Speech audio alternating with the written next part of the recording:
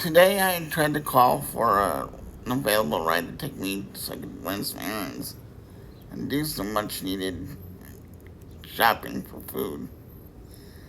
Well, not to mention names or anything because of the town. I'm not going to mention the city or the service that provides for disabled people such as myself.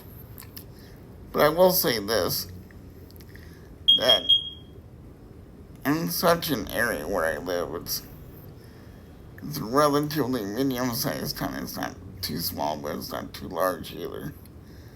That only one service that provides services for disabled people to get around town is a little ludicrous. When you need to get someplace, but you can't because they do not provide the services in the way that you might need them. And I think that is wrong. I think especially in an area for which I live in, you need something a little bit more that accommodates the disabled community within the area that they serve.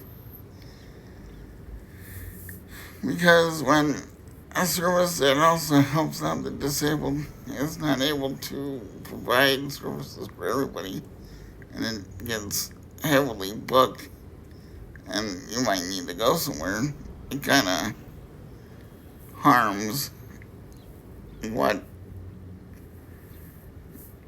it is intended to do, which is to create more independence for people, especially for those disabled people who are unable to drive or operate a vehicle and might rely on public transportation, which is nothing wrong with that. They just need to provide the services needed so you can go shopping or other places you need that are important to you as anybody else. And if I'm a paid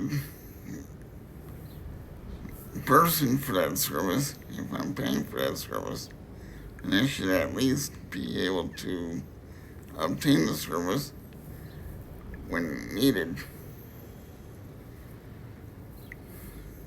It's just an unfair situation that you have to live with. And I wish that more communities would provide more services as far as transportation goes, like the big cities do for their